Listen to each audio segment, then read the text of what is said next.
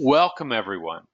My name is Randy Howell with My Trader's State of Mind, and I just love to see people going. Something. What is what? How do I develop myself? How do I develop my mind for trading? How do I go about developing the potential that I am as a human being into a higher level? And here we are to look at this stuff. And I have a question for you. Oh yeah, I should do this. If you can hear me, please just simply type in a Y. And my joke is always that if you can't hear me, type in a no. But so far, I've never had anybody to do that. Thank you. I got it. Okay, we're live and people can hear us. Good. My question is this: what actually stops you from achieving the kind of success that you know is possible in trading? Let's take a look. And better than that, though, let's find out what you can actually do about it. But I want you to see that gap between what you see as possible and your current performance. Because it's that gap that we're looking at really where we have to look at some brain science, and we also have to look at some psychology about how do you produce the mind that narrows that gap so that what you see as potential in your trading becomes reality. So let's talk about this, okay? And here it is. Your silent partner is like a sleeping bear. When it's asleep, all is cool and calm. You'd never even know he was there. But when he wakes up, there's trouble. And that's when you discover that not only is he your silent partner, but also he's your majority partner. And all of us have this, and you just don't see it. We have this part, and you might have noticed it. And let me give you an example just in case you think that, well, this doesn't apply to me, because it most likely does. Have you ever been in a setup where you're looking at the setup, it's forming, you start getting the information going, yeah, this is a warm setup, it's clicking, and there comes an entry moment, but then you keep seeking more information, more and more confirmation. Your silent partner's shown up. Have you ever been in a trade and it starts going against you and you just absolutely lose your stuff, and either you jump out of the trade before it really gets started, or you start throwing good money after bad? What caused that? This is the bear, the silent partner, that suddenly woke up, and suddenly the thinking brain that was sitting there going, hey, this is pretty good, man. Hey, that beast seems so calm and tame. It's not even there. I can just logically do this. And suddenly, out of nowhere, as if by no warning at all, rational thought is thrown out the window, and you're an emotional just basket case, blowing things up, or just simply freezing. Okay? So the truth is that the thinking mind actually serves emotion. And no matter how many times it is that you look at other programs and stuff like that, the truth is we want to believe in the supremacy of logic and thinking. We minimize emotion. Yet at the same time, we notice that when we minimize it, it's not like it goes away. And particularly the survival emotions, that in and around fear and aggression, it's like you don't see them. They're like I said, they're just like a sleeping baby. But when they wake up, they become the 800-pound gorilla in the committee of your trading mind. You're going, wow. So what's going on here? And and if there were really if there was no emotions, you wouldn't have to be thinking about it. But why can't you see something that is so powerful that it can compromise thinking as if it were nothing? So ultimately, your silent partner is looking through the eyes of emotion rather than thinking. And here you are, probably having consumed lots and lots of knowledge about trading. You're being told, glibly, like with platitudes, to, yeah, control your emotions. Don't let emotions get in the way and stuff like that. And my thing is this, is that how are you going to do that? Spock, the famous guy who's supposed to have no anything other than logic and no emotion in him, what you discover is that he does have emotion in there, and it constantly compromises his logic. He pretends to be rational, but underneath it, what you see is a boiling pool of emotion. And what we have is we want to believe the thinking brain mind is like supreme, but the emotional brain, your silent partner, is there watching, just waiting. Okay? And here's the tragic flaw, friends, right here. How many times, who can identify with this? Here we have on the left side, we have the thinking brain, and on the right side, we have the emotional brain. And here's the thinking brain saying, I hate it when you make me look like an idiot. Okay? And my question to you is this. How many times have you experienced this? How many times has your thinking been compromised and you've ended up doing things that you wish you hadn't done once the heat of the moment was over? Okay? Here is the fatal flaw to logic. Okay? We want to believe that trade management is going to be logic driven, but what you discover is it's not.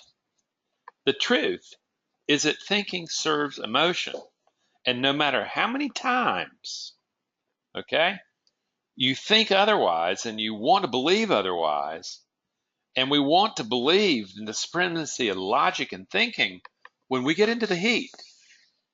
I don't mean when your two traders are sitting there jaw talking and telling fish stories. No, I'm talking about when you have capital at risk. Say 1% of your trading account, 2% of your trading account, and you put it at risk and you could lose. And you have usually between a 40 and 60% chance of losing. And all of a sudden you start saying, where's that logic? Where's that logic? Well, that logic, that thinking brain did not also say, something? Where is the emotional brain? I need to partner with it. I don't need to try to push it away. I need to partner with it. And yet, what happens is, you take a look at this image. How many times we keep looking at the money, and how many of you say, something? I have a target that I need to reach. I have to make this much money. I'm down $200, $300, $400. I have to make that money up.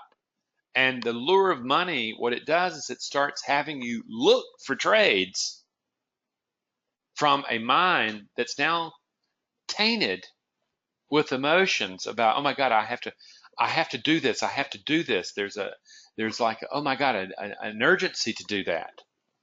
And what you do is you see this woodcut. This is from the 19th century. This is not a new phenomenon. It's sitting here waiting for us. Okay? So, worst, we don't see the flaw in our trading logic, and we keep doing the same things over and over again. This is the proof that you're looking for when you keep doing the same stupid things over again. Just like when the brain was saying, I hate to be made to look like an idiot, you see that happening, and ultimately what you're looking at is not greed or fear. What you're really looking at is the emotional learning, the emotional meaning about you engaging with uncertainty. And the measurement, at least through your trading account, is, do you believe that you can manage the uncertainty that you're engaging, or do you believe that you can't? Okay? The performance beliefs, not the one you talk about, not the one that you say, I'm really scared and I'm just going to work harder, but I'm talking about the fear itself. It shows up. The thing is, there is no force of will in trading. What you're doing is you're saying, I'm testing my beliefs about my ability to manage uncertainty, and I'm using the trading account as my barometer.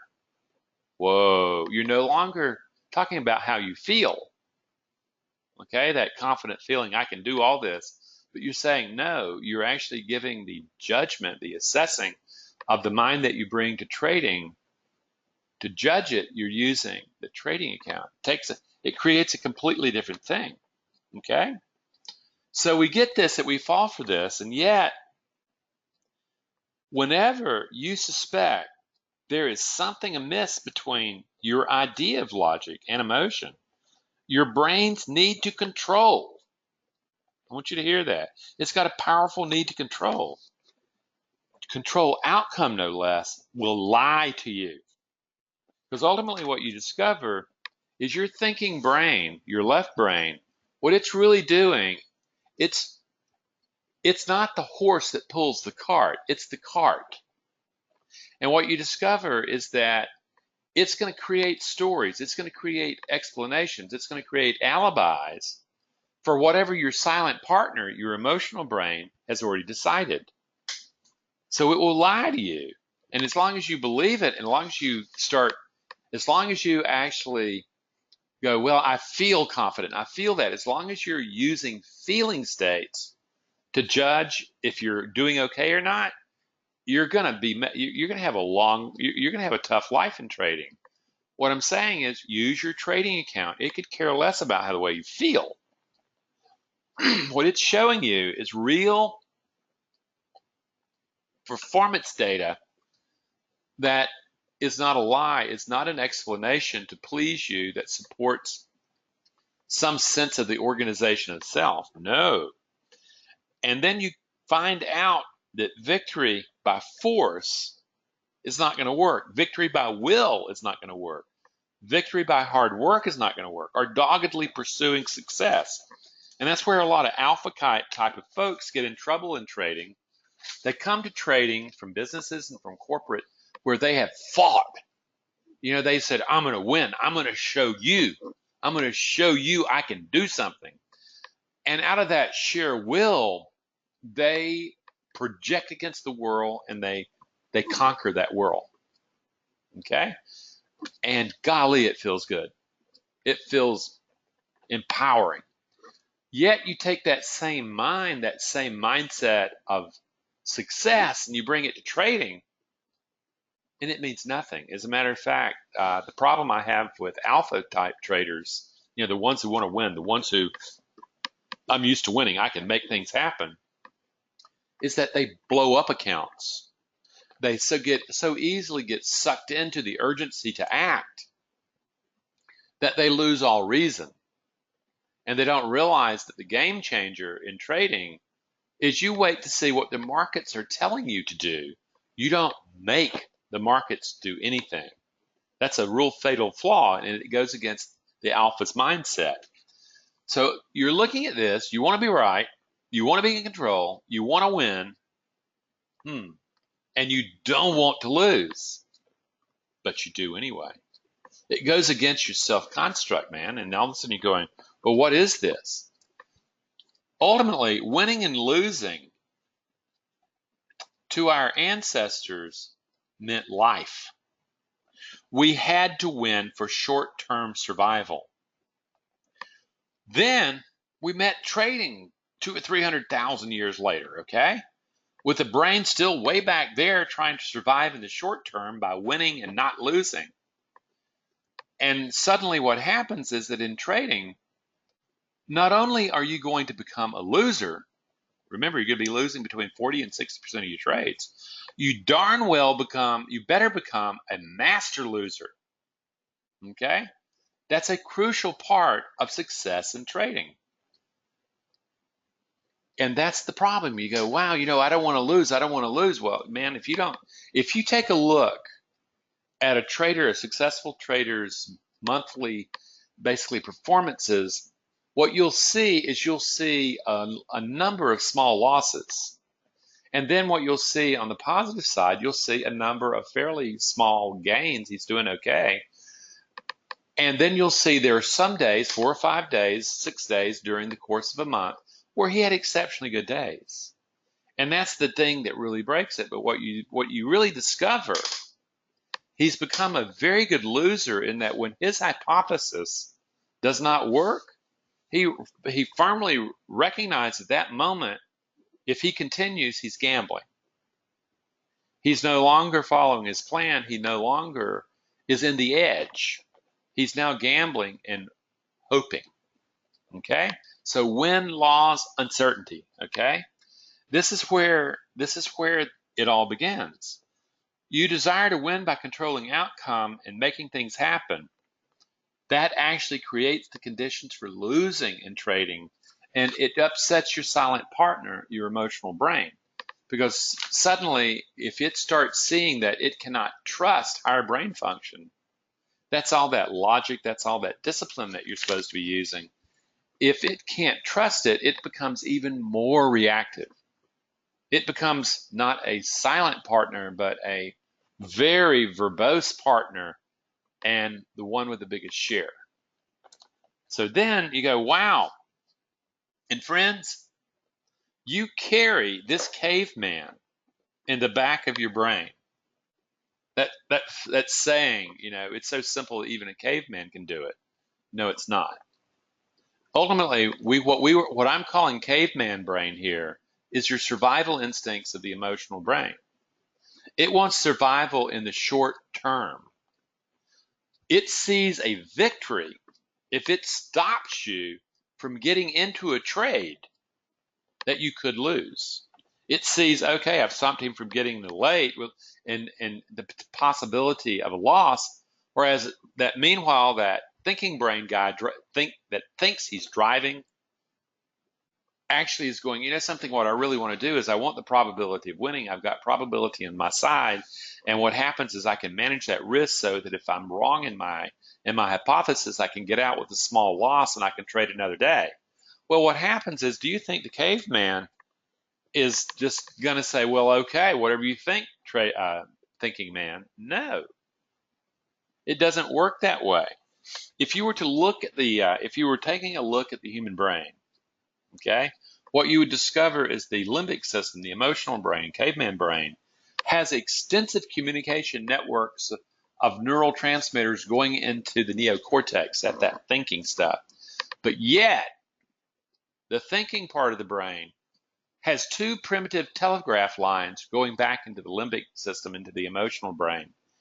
That's the communication. You've got massive communication going from the emotional brain to the thinking brain, but minimal communication going from the thinking brain back into the caveman brain.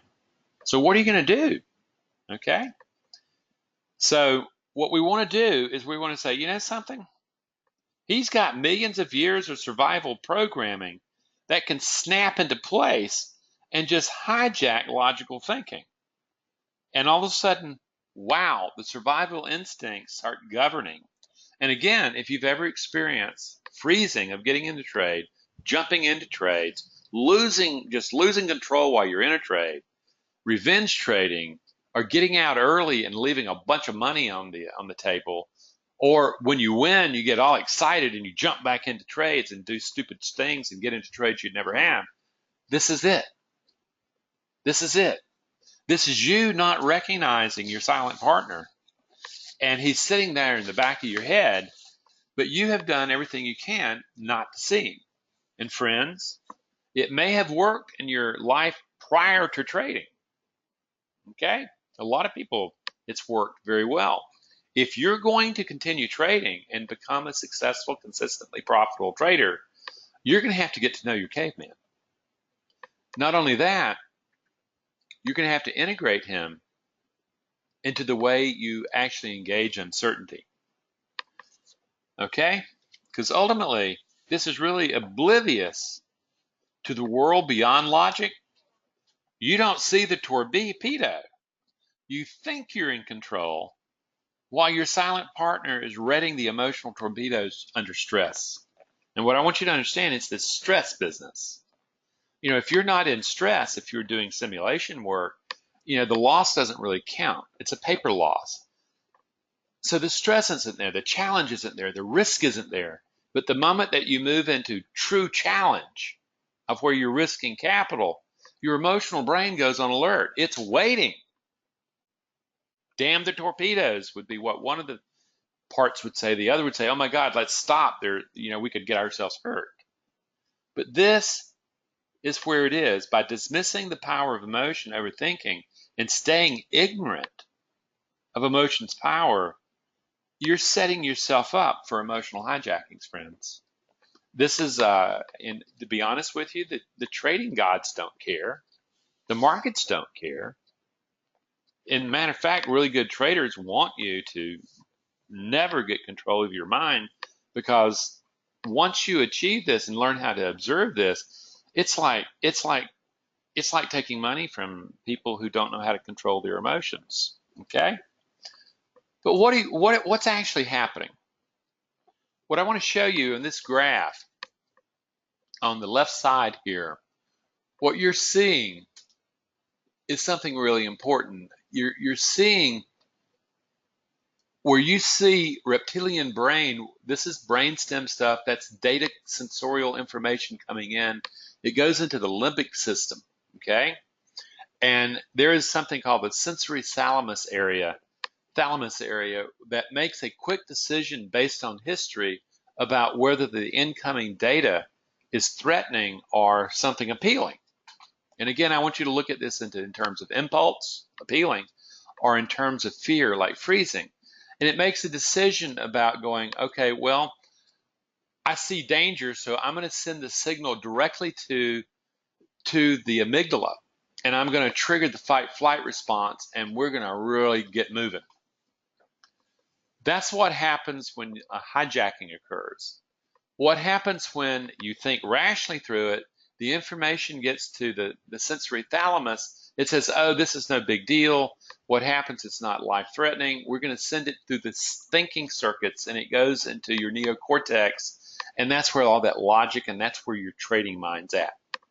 But the deal is that if you do not learn how to manage that sensory thalamus area, you stay victim to the survival instincts about what your primitive brain, your caveman, is seeing out of those eyes of yours.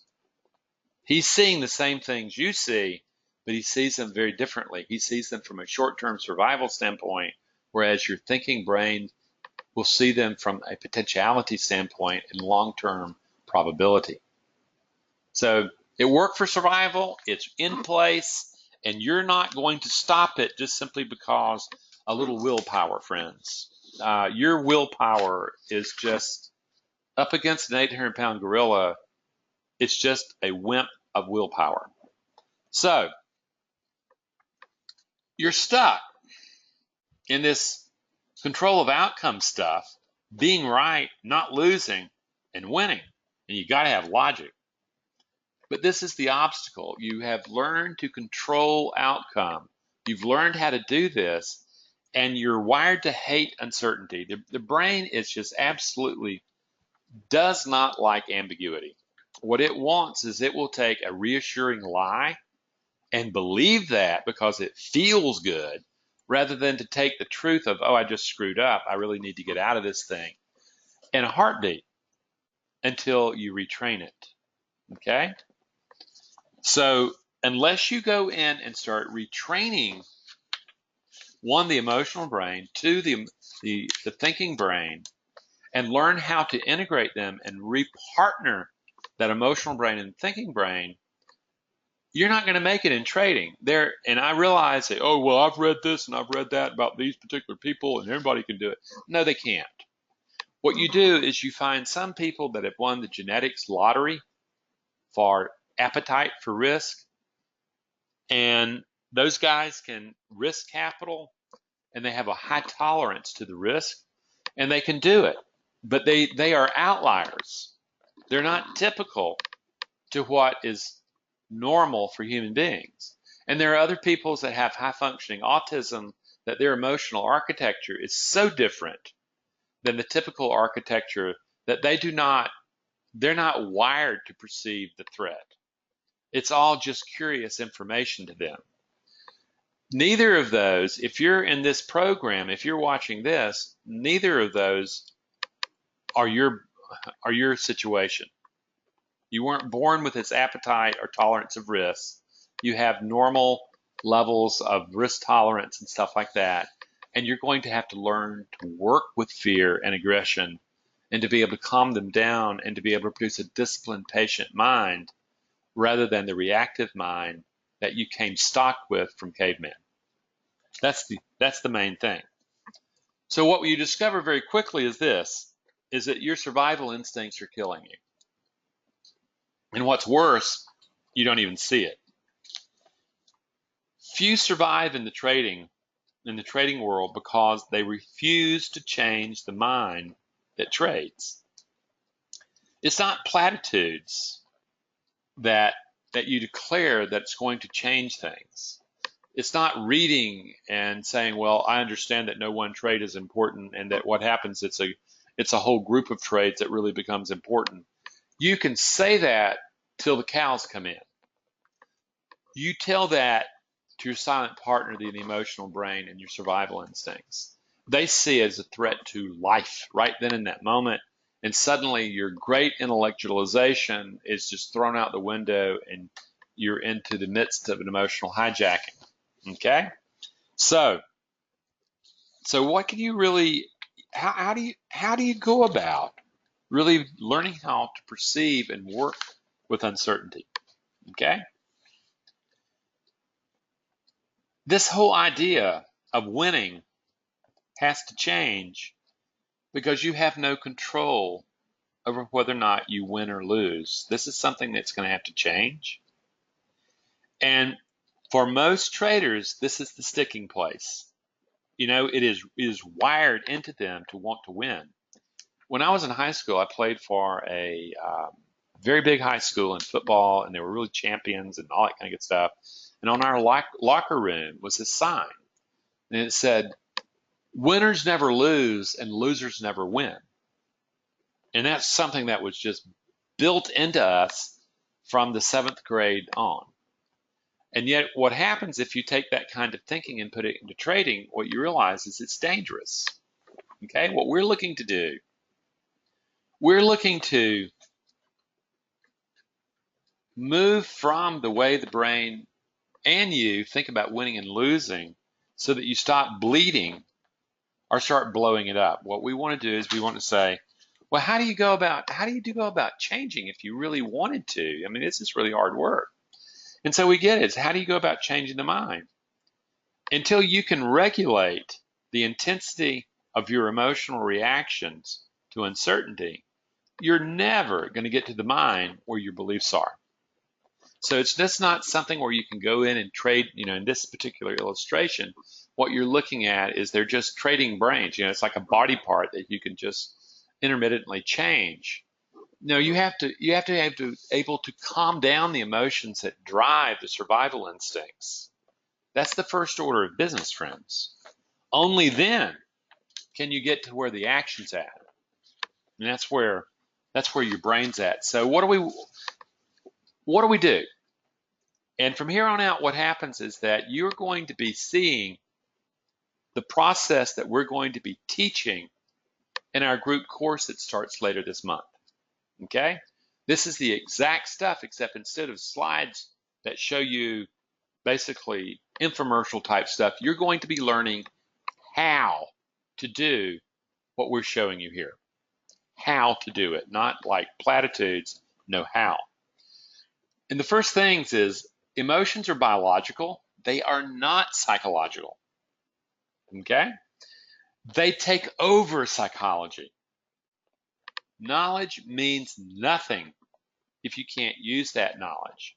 And what you discover, there are plenty of really smart people that trade unsuccessfully. The real key is for guys to be able to develop a system that does have an edge. The key is develop the emotional intelligence to know what makes you tick and to be able to get in and find the demons in you and to master them. You learn to master the fears. You don't conquer the fears by brute force. No, you master the fear. And you learn that I can dissociate fear from uncertainty. Evolution has wired them together. You, as a designer of your own biology and psychology, can learn to separate fear from uncertainty and the inevitable vulnerability that comes out of triggering to uncertainty and the wiring that is hardwired from the sense of vulnerability into fight flight. To do that, the very first thing you do is you have to really truly understand emotions differently. And this is where emotions originated. Bad movie, I admit, but really good graphic, okay? What you're looking at here is the emotional brain's all about survival in the moment. When you take a look at this, you have an activating event. You have this big monster of a tiger with, they actually only had 6-inch incisor teeth. That guy looks like he has about 9 or 12 inches. But what happens is you're up face to face. Of course, this guy is triggering to fear. And in that triggering of fear, it really depends on what circuitry has been created. Does it go to fight or does it go to flight? Okay? It can be trained one way or the other. Suddenly it triggers and the emotion starts arousing. And it builds, it builds, it builds. Let's say it's cortisol. Let's say it's fear. Okay? It builds and builds and builds, and the cortisol levels get so high that it starts not just revving up, arousing, but it starts spilling over into your body, into your brain. And suddenly it has a feeling component. When you feel the emotion, you're actually feeling the chemistry of the emotion in your body and your brain. Then emotional motivation takes over, and it's compelling you. And I mean compelling you to attack, avoid, or approach. Okay? That's the deal. That's also that emotional motivation is what you have to untether and reorganize so that you get emotions triggering, but they go to approach rather than attack or avoid. And then the powerful part of the emotional belief about your capacity to manage the challenges awakens in nanoseconds, in the blink of an eye. And by the way, none of the sense of information has gotten to the thinking brain yet. None of it.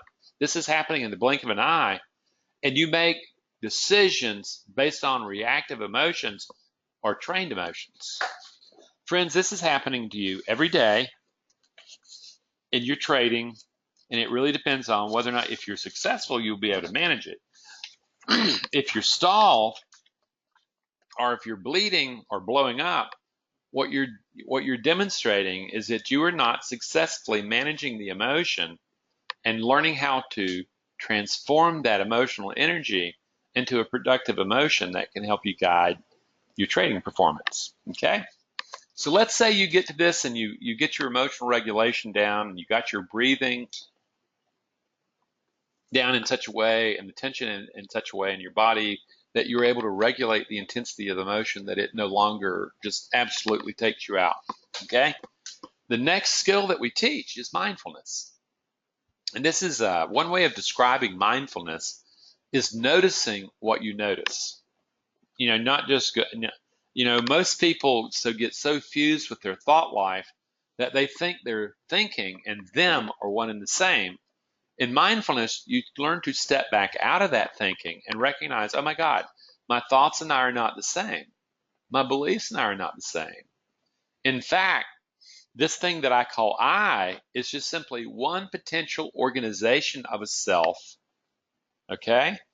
And that the truth is that I got born into circumstances, I adapted to those circumstances, and that adaptation, my emotions learned how to fire to kind of keep a dance going on with the environment.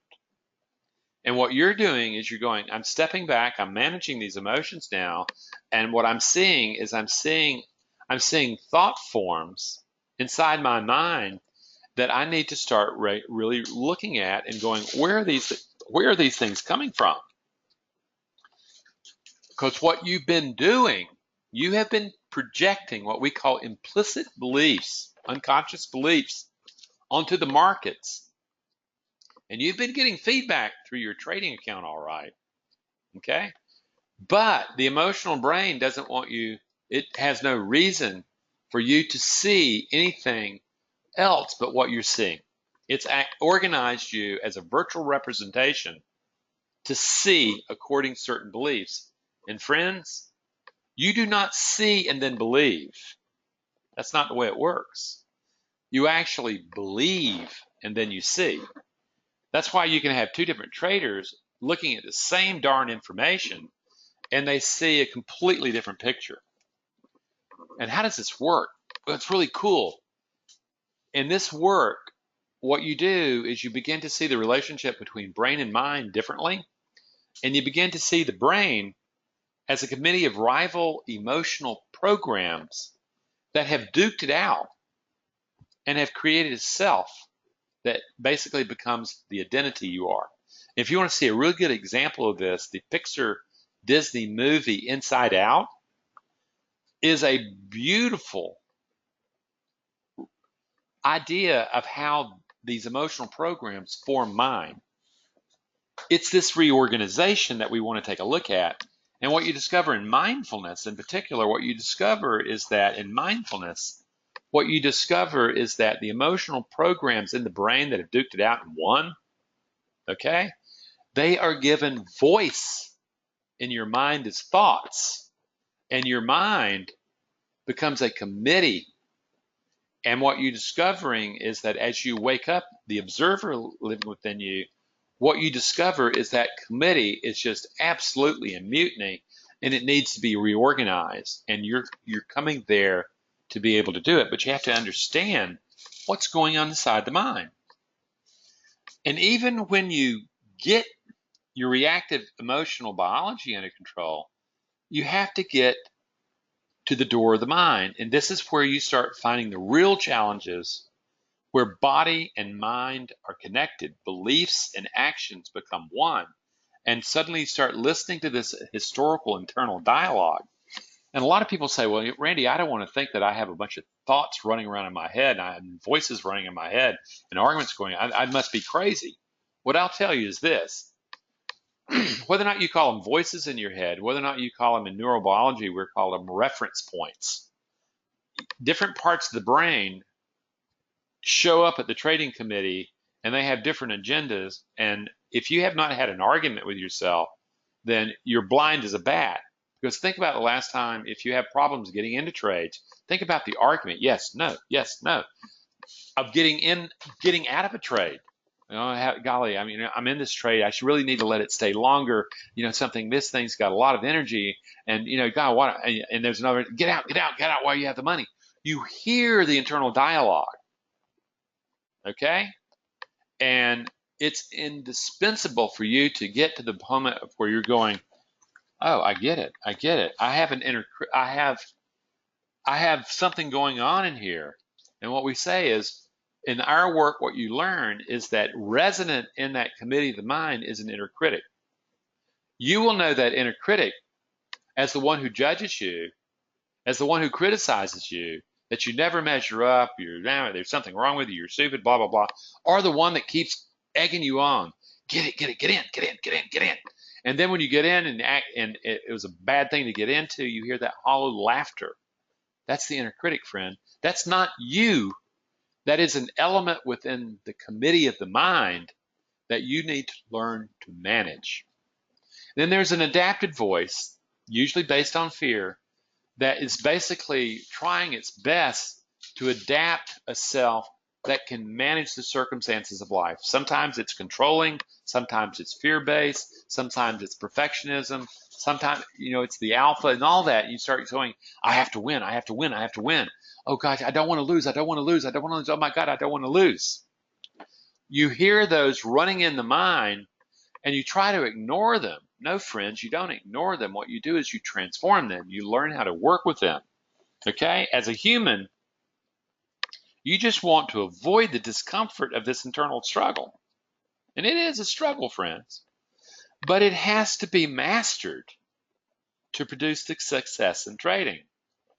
That, friends, is why so few traders become winning traders. They're not willing to master the internal struggle going on within them. And the truth is, you inherited this thing. It's not you. You inherited these self-limiting beliefs from your history. They were downloaded into you from your culture, from your family, from circumstances, all that stuff. And yet, they're not you. They're only default programming that whispers or shouts into your ear. And what happens is that's where most people are stuck. And they, the thing is only if, and that you hear these people, if, only if, only if. No, the truth is there is this internal dialogue going on within you. And the truth is it's only one organization of a potential self. What also exists in you, and this is step 4 that we teach, is among all those emotional programs in the brain and all these voices within the mind, what you discover is that there is an incredible empowered self within you. In the same way that there is fear and judgment living within the mind, so is there discipline. So is there courage to face your fears. So is there self-compassion, self-soothing that can calm your fears down. And so is clear thinking, okay, impartiality. Those are emotional programs that you have not learned how to bring forward into working awareness under pressure. And this course teaches you how to do that. So you have to redesign the mind that engages uncertainty, friends. That's the bottom line. The raw talent's there. It's there, friends, in each and every one of you. It has been minimized, though, and has been misdirected, particularly under pressure. That's the big deal. The challenges of life, the challenges of risking capital with an uncertain result, okay? But these are the emotional programs, and they're there, okay? So what we're looking to do is something different. We're looking to activate these things. And this is so cool because this is between the brain and the mind. From me, I say that the mind emerges from the brain, okay? Suddenly in the brain you have courage as an emotional program, but in the mind it takes the shape of an internal warrior where you find the courage to face your fears. And that courage is not the absence of fear, friends. It's the ability, the warrior is able to act in the face of fear. But then you also find discipline. And I define discipline as being able to keep your act together under pressure. That discipline is that of a ruler. Remember, the emotional program's discipline. The ruler is the symbol, the part that lives as a voice in your mind that I call archetypes. Okay, these are internal strengths that are built into your DNA. You also have the self-compassion, the self-soothing of a caregiver. You can calm your fears down using compassion. I used to ask, how many in here have found that beating the self up has been an effective way to make you a better trader and calm you down? Nobody's, of course it's a terrible way, but we keep doing it. And yet compassion, self-soothing is a much better way. With those 3 programs, with those 3 archetypes, what you do is you start taking control of the management of the mind. And what emerges is the impartiality of a sage. The impartiality is what we call, in the thinking mind, the logic and reason that you want to be acting from. Okay? But impartiality is easily contaminated by fear or aggression, by uncertainty. And these other 3 elements of yourself have to be developed to be able to produce the circumstance of a well-grounded, disciplined, patient mind for impartiality to show up. This, and what I want you to understand, friends, this is living within you. And we teach you how to access these emotional programs and to bring them into working awareness to build a new mind that engages uncertainty. That's the power. Step 5 may seem weird to you. Intention. Ultimately, a lot of people think, oh yeah, I got it. I can get all these things and I'm going to be fine. No, you have to live with intention. You have to decide, I'm going to create this mind And what I'm going to do is I'm going to start building a plan, a psychological plan that allows me to intentionally invoke this mind into awareness to use. You come to a moment of where if I can't invoke that mind, if I can't bring that empowered mind into place, that which I call the trader state of mind, I simply don't trade today because I know that I haven't got my act together. I have internal conflicts that I need to resolve before I get my brain and mind engaged in the work of uncertainty. But it's the intention, okay? And I might also say the vigilance, where you really have to make sure that that you're really maintaining yourself. Talking a game may make you feel good and look good to your friends, but your trading account doesn't care. But that is before you engage uncertainty. It is what mind is trained to show up to engage the uncertainty that matters. Okay? That's the deal. And you have the ability to manage it. Okay? Or you have the ability to do nothing and to let the emotional programs that run the brain right now continue. They won't change until they see a reason for short-term survival, friends. That means until your trading account drains. So this is really about the historical mind versus the trained mind at the level of survival. It's not about the fluff of looking good. And what you're doing is you're actually looking at what change we're looking to produce in our clients. We're looking at an event activating uncertainty. That's trading, okay? So uncertainty pops up. It's unavoidable.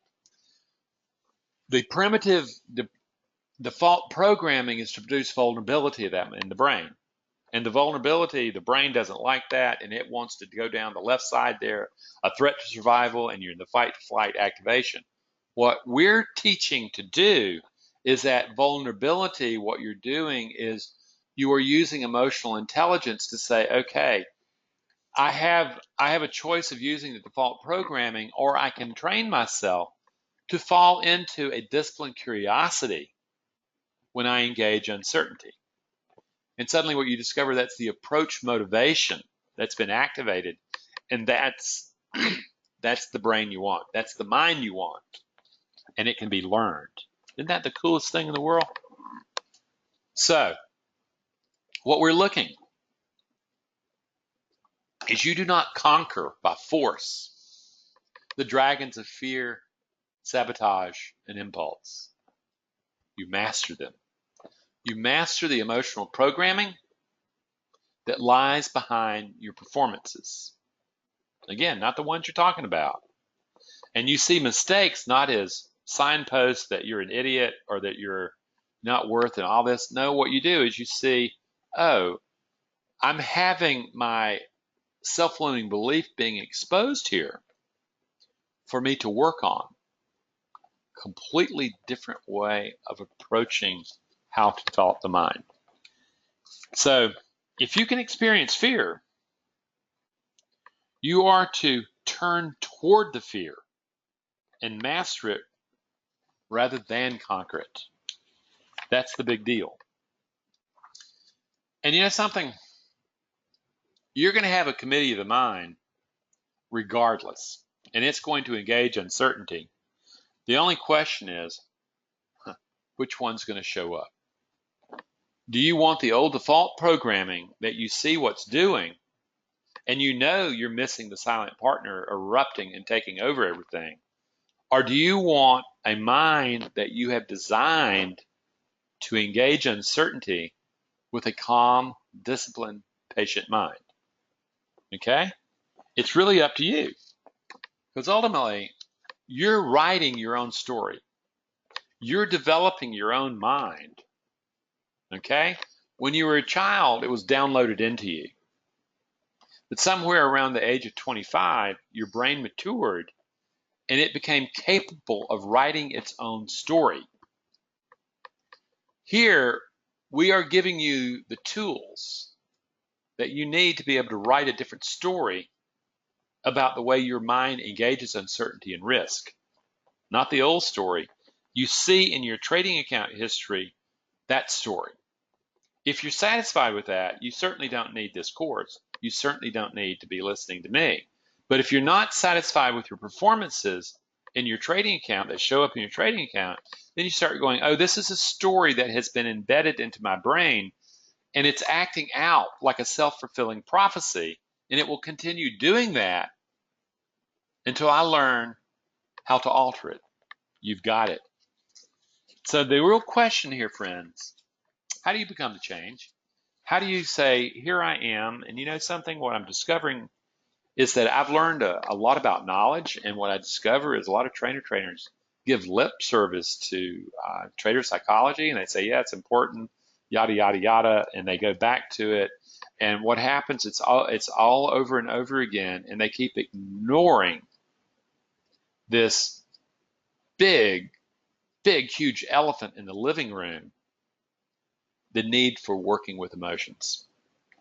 We have a group course coming up, and it includes 5 group meetings with me, okay, group, and it's a webinar format, except it's kind of like this, except you can talk with me, and you have a virtual classroom, and you go to the virtual classroom, and the materials are there, the reading, the videos, and the guided meditations are there that we use, okay, and the deal is it starts in 7 days, friends.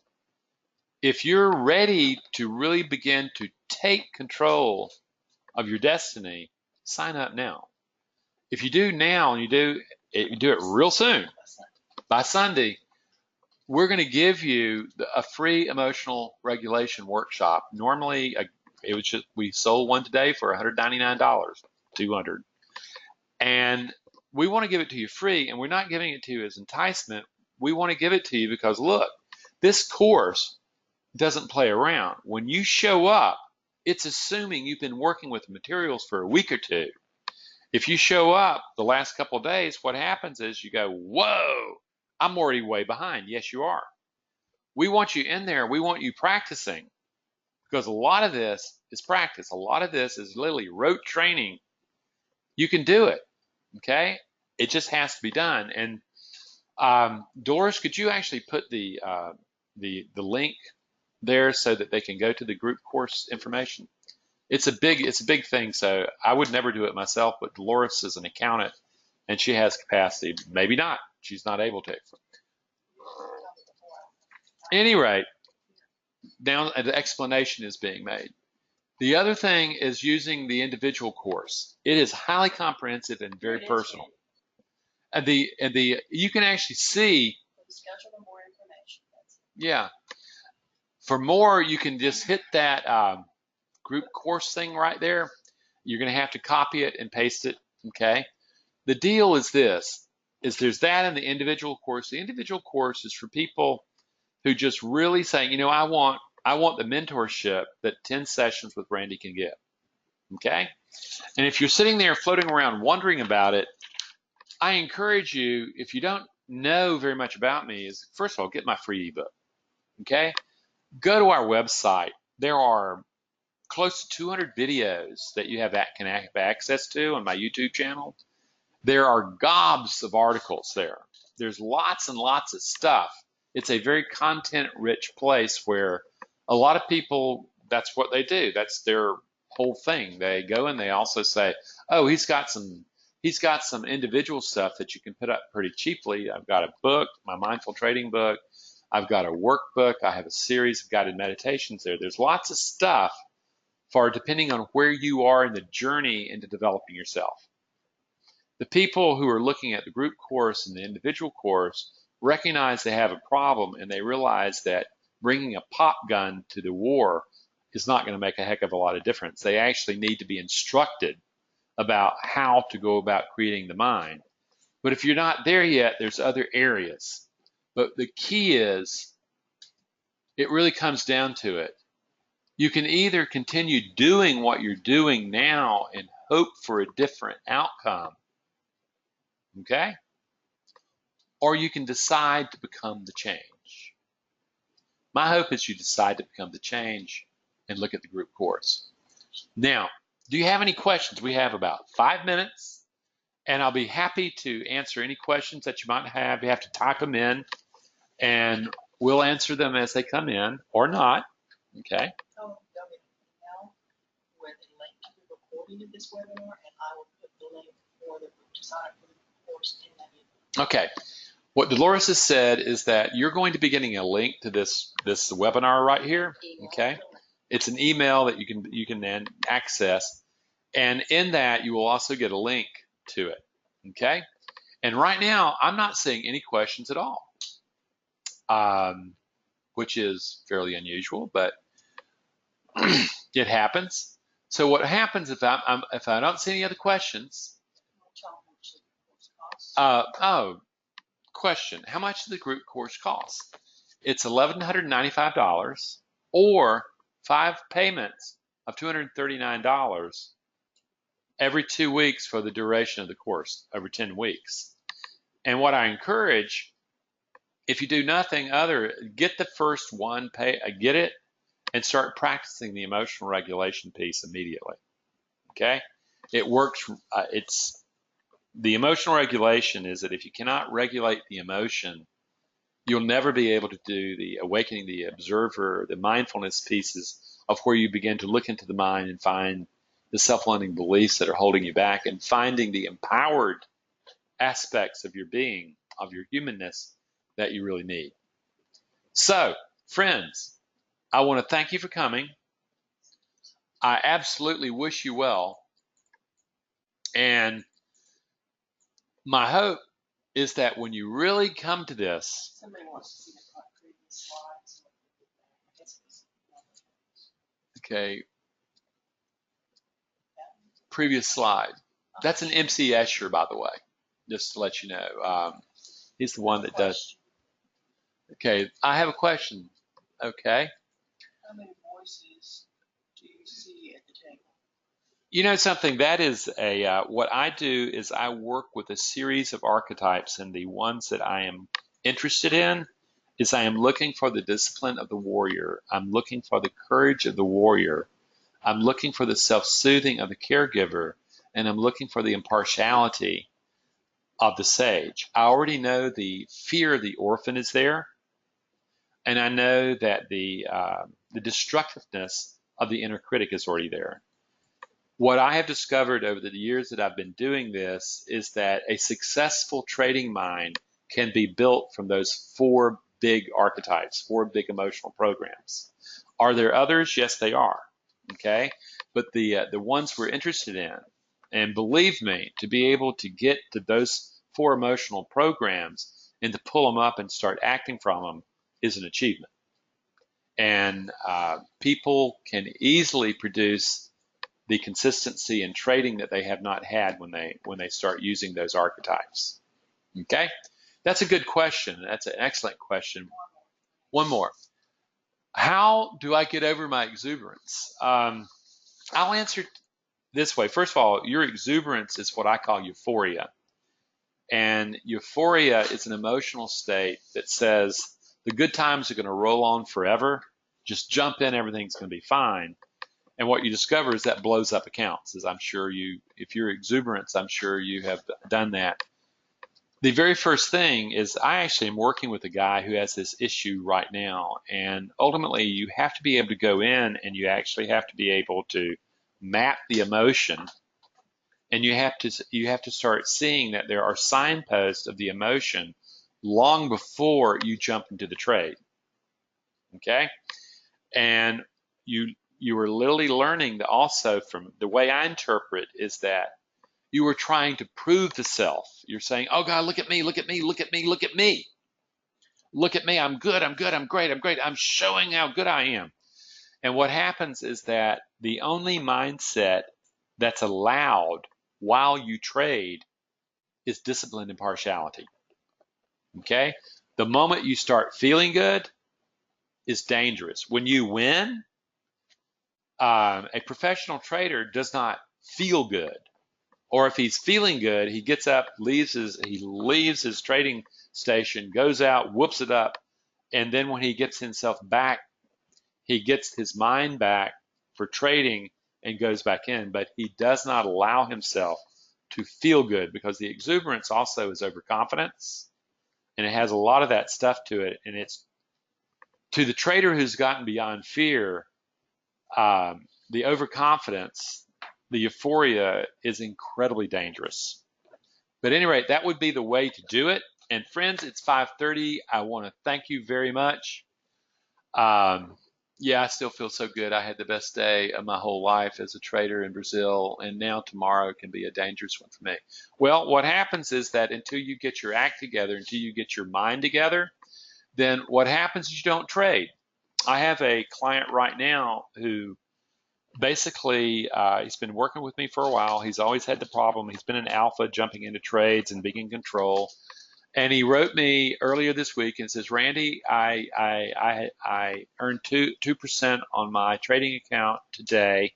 And what I'm doing for the first time in my life, I'm not trading Wednesday, Thursday, or Friday before I meet you. He said, that's the first time that I've ever been able to do that. What he's doing is he's taking that exhilaration. You know, a 2% gain in your trading account in one day is a pretty, that's, I think anybody would appreciate that. But what you're seeing is that his discipline has shown up to be able to manage the exuberance of what I would call his orphan self, to say, look at me, I'm winning, I'm an alpha, man, look at me. He's finally got it that no, the truth is, if I trade again beyond the 2%, I know that right now I'm not capable of managing the euphoria and the overconfidence. So what I'm doing is I'm sticking to my trading plan. At another time, when I have developed my humble confidence to a higher degree, I may look at that 2% rule again. But right now, I know that it triggers me to euphoria that has been the death of my trading for 4 years. And he's learned how to get it back. Anyway, that's what we teach. And friends, I hope you're good. I truly hope the best for you. And we're finished, and I hope to hear from you. Take care.